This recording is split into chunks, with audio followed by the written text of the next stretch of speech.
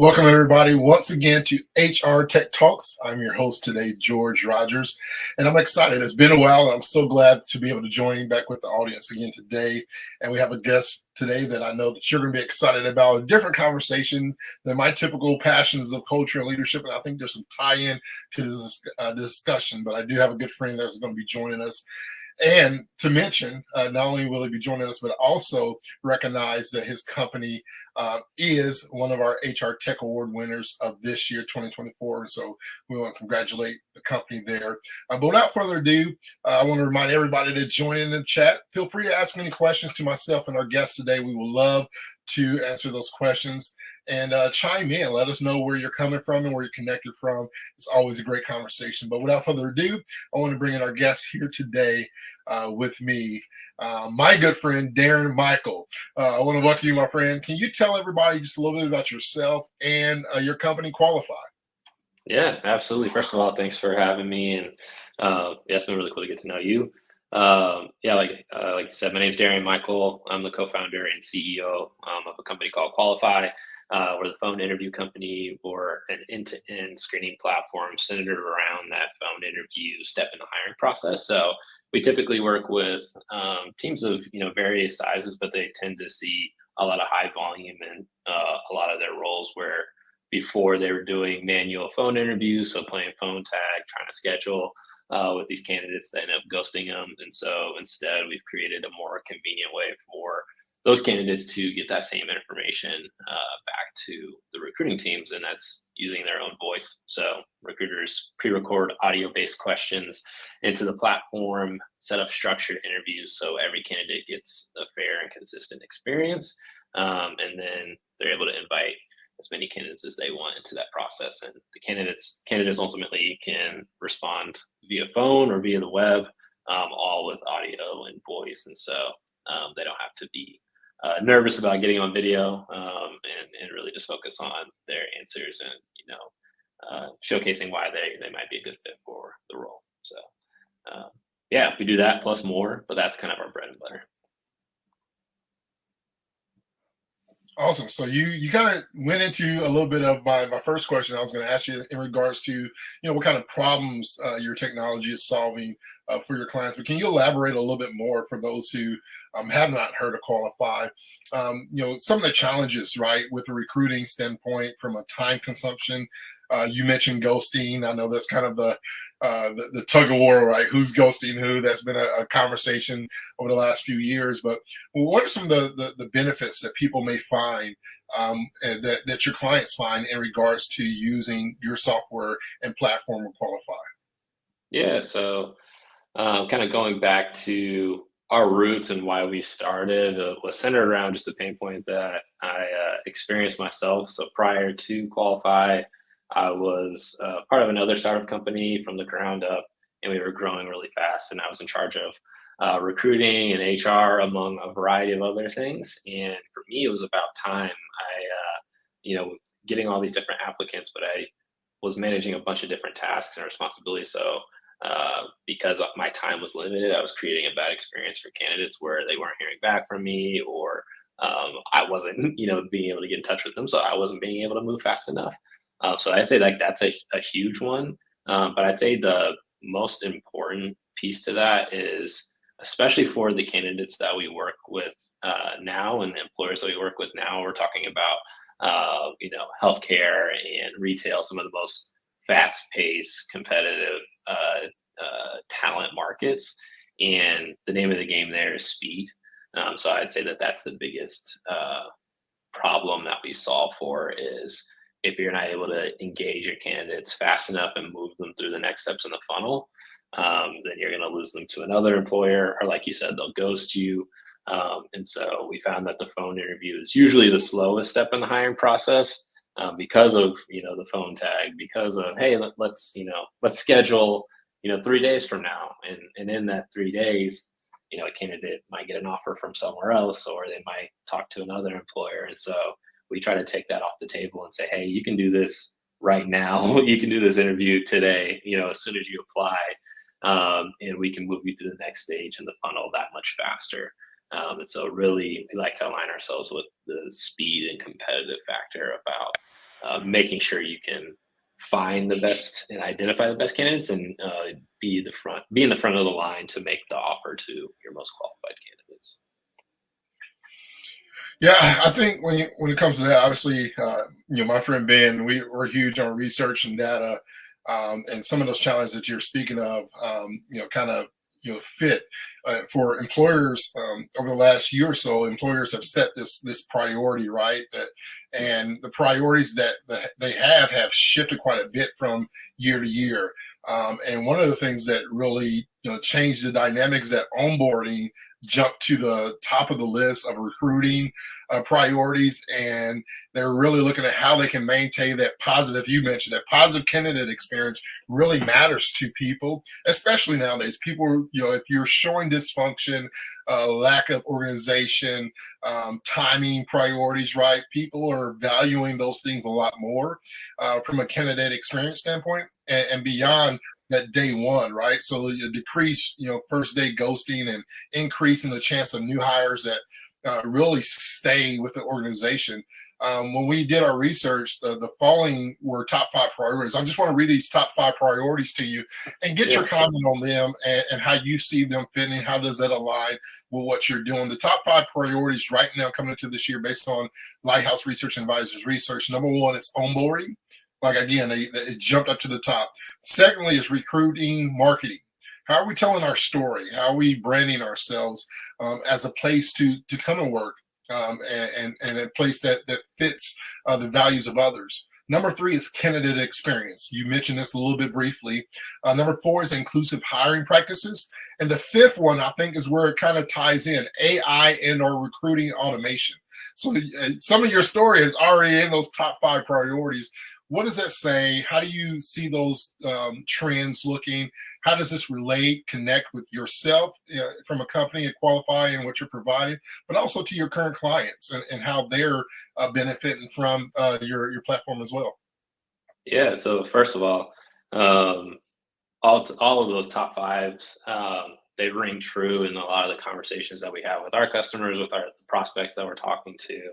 Onboarding being at the top, I think there's probably a lot of different factors to that. The thing that we hear a lot is like trying to reduce, early attrition of new employees. So looking at training and onboarding, and kind of making sure that the candidates that you hire stay with you past, that phase of the process, or that they don't ghost you even in that onboard. You hear a lot, especially in like high volume hourly workforce environments. There's a lot of attrition that happens, after a job is offered and before, they fully get into that position. And so that seems like it rings really true. And then, yes, people telling their story, marketing. It's for us, like what we either hear is like, hey, we have, so many candidates in this high volume environment, or we're not getting enough candidates in these harder to fill roles. And I think all of these things sync together for sure. But yeah, definitely seeing a lot of, there's always interest in new technology and how to implement it for the purposes of those other things that you mentioned. So like AI and automation, I think it's only as good as it can help increase and improve the candidate experience, as well as increasing the the recruiter performance overall. For instance, like I told you what we do as a company, but if candidates hated it, then recruiters aren't going to use our platform. And so that was one of the things that, we became really excited about, is as we collect, feedback from candidates, one, seeing that they take the interview in the first place when we first got started was like, awesome, cool. But then actually seeing that an overwhelming majority, and that's probably even understating it, actually really enjoy the experience of being able to take an interview in this way. It's convenient to their schedules. A lot of them are already working in a different company, and so they don't have time to, schedule a meeting during the work week when the recruiter is available, but they can take it at night. They can take it, on the weekend. And so creating that convenience is a way to improve that candidate experience. And so those are some of the ways that, we immediately tie to those. And there's another one in there. Oh, like inclusive hiring practices as well.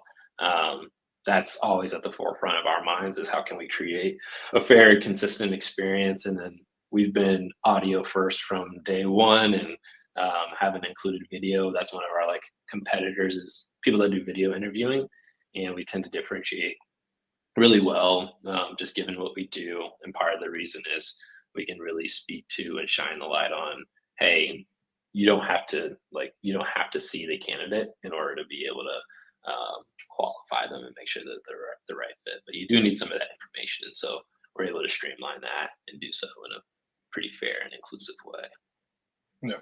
What are some of the challenges? And I don't want to get too deep down this road, but I do want to kind of touch the the inclusive standpoint, some of the challenges that organizations do find where they want to become more inclusive and get rid of the bias that can tend to happen in person. What are some of those things that you feel like Qualify helps improve that inclusivity because of the platform you're using? Yeah. So I mentioned the one like when the visual component, that's like probably the most obvious thing is the visual aspect. So what we like to say is like the people, the platforms that we might compete against might be in like the text and chat area or like the video interviewing area. And we kind of sit in the middle where text and chat might give you a certain level of qualifying information, but not as rich of data as like what we do and like what video interviewing does. But video interviewing also might give you too much data that might negatively or unfairly influence some of your decision making, especially at the point of the screen. People don't realize how important the top of the funnel is when it comes to bias, when it comes to those screening decisions, because basically who you have as final candidates really matters in terms of like the impact on your DE&I measurements, however you want to measure those things. So if you're looking to have a more diverse workforce, the screening really matters. I can't remember all the stats offhand, but it's pretty astronomical in the sense of if you have final candidates in the final hiring decision process that are of diverse backgrounds, you're more likely to make those hiring decisions. So that's one thing. But then I'd say the other two is accessibility around technology. Not everyone has a webcam. Not everyone has access to a great environment to take a video interview in, or they just might be less tech savvy in some ways. And so for us, it's a phone call or literally a few clicks of a button, and they're just able to talk. So we really try to simplify that, make it more accessible. And we're adding new things like transcribing the questions so they can read it, not only listen to it, but read it as well to be able to respond and feel confident with what they're saying. And so those are different things that get overlooked, but are really important in a high pressure situation like an interview. Yeah. What success stories, I think about, what you're doing in the high, and it's very impressive, the satisfaction, right? Candidate satisfaction rate that y'all are providing with, the capabilities for interviewing large volumes of candidates simultaneously. Can you share like a success story where Qualify, clients using Qualify and how it significantly enhanced the company's hiring process and what impact it may have had on their time to hire, right? Because we always talk about ROI, and anytime a company's spending money, the CFO is like, "What's the KPIs and ROI of this?" Right? Yeah. What is some of that return? What's a success story that you're really proud of when it comes to your clients? Yeah. So we've been at this for over 5 years now, and I'd say like generally speaking, some of the stats that we're really proud of is, like I said, we're really focused on the speed aspect of it. So across all of our clients, the average time from a candidate receiving an invite to the time that they complete the interview is less than 19 hours. And in some industries, it's as low as like 6 hours from the time they get invited to the time that they take it. So compare that to the average phone interview statistically gets completed in a week. And so when we've talked to a lot of our clients, they say it's like more like 2 weeks from the time we engage a candidate is the time we actually get to complete that. phone interview conversation. So we're really reducing that time on the front end, and then it sets the tone for the rest of the hiring process. So that's one, just generally speaking. But one of our most recent case studies that we just put on the website was a company that just switched from their previous interviewing platform, which is a video interviewing platform. And like I mentioned, for candidates, it's not only it could feel off-putting, and what's the right way to frame this? Where video has those different factors, like that I mentioned, where it could be, like unfairly or unwantingly influencing your bias, but also it's like a cumbersome aspect to the hiring process. So, Cellular Sales is the name of this company. They're one of the larger Verizon wireless retailers. And my background too, from working at Warhead, so it's a very familiar industry for me. But they have 800 Verizon stores across the country, and they were using a video interviewing platform to hire a lot of their store sales reps. And they switched to us because they wanted to see an increase. They weren't getting as many responses through the video platform. And talking with their leader, he cited one, just obviously the accessibility stuff that I mentioned, like not everyone having the time or want to complete the video interview because it's a cumbersome step. But also they felt like it was putting this, like candidates were not taking it because they felt like they might be wrongfully not given a fair shot because of how they appear on screen. And so that's a huge success story for us to like get them to switch, and they're like instantly seeing doubled the response rates and getting really positive candidate feedback. And so that's something that we're really proud of. And they're a relatively new customer, and so it's been a really quick turnaround for them as well. Awesome. What advice, as we wrap up, what advice would you give employers to improve their hiring and retention efforts, based on what you're seeing that could help them improve from your experience? It's a good question. Without being too biased myself, I would say to reevaluate your own stances on things. So I think from my seat, one of the things I see is like we're a relatively new technology to a lot of people, and one of the things that you might feel is like, oh, does this actually improve the candidate experience because a live recruiter is not on the other side of that phone?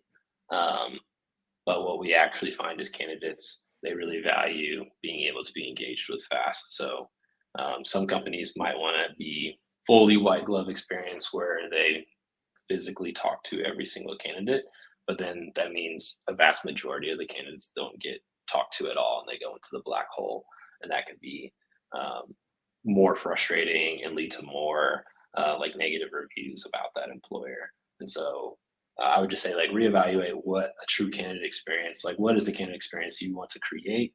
How can you get there with or without technology? And just I guess check some of your previously conceived notions about what technology can and can't do. Just give that a fair shot. Awesome. Is there anything else that you may have on your heart or mind, or something exciting about Qualifi that you'd like to share? That's probably the toughest question you've asked me. It's like the secrets are coming out. What do I have permission to share right now? Yeah, come check us out. I mentioned like a lot of what we do, the bread and butter being around the phone interview step in the hiring process, but we also have automated scheduling and live video interviewing for that, for those panel discussions after a candidate makes it to those later stages in the process. And so we're really putting together a full end-to-end platform that's centered around speed and the most polished candidate experience that we can help design. And so we'd love for you guys to come check us out. Awesome. Speaking of that, how can someone connect with you, learn more about Qualifi? Where will they go to find you? Yeah, qualifi.hr. Qualifi is spelled with an I instead of a Y. And then you can connect with me on LinkedIn. I think I'm one of one. I always tell people that in terms of my name. So it should be pretty easy to find me. I have a koala in the front of my name on LinkedIn too. So it should stand out pretty well. And for those who are joining us today, it's Michael, not Mikell, not Mikkel. It's Michael. It's very unique. Yes. So Darrian Mikell, co-founder of Qualifi. I appreciate you, my friend, for joining us here today to talk a little bit about Qualifi and current trends. Yeah, thank you so much. Awesome. It's always great to have guests, and we enjoy all of our HR Tech Award winners for this 2024. Over the course of the next month or so, we'll be having more conversations with some of our other award winners, and looking forward to that as well. Don't forget to sign up at hrtechtalks.org. Once again, hrtechtalks.org to get notified of new episodes. And somewhere where you can also go watch previous episodes as well for you if you would like. I want to thank everybody for joining us today. Continue to champion your purpose, and thank you for joining us here today on HR Tech Talks.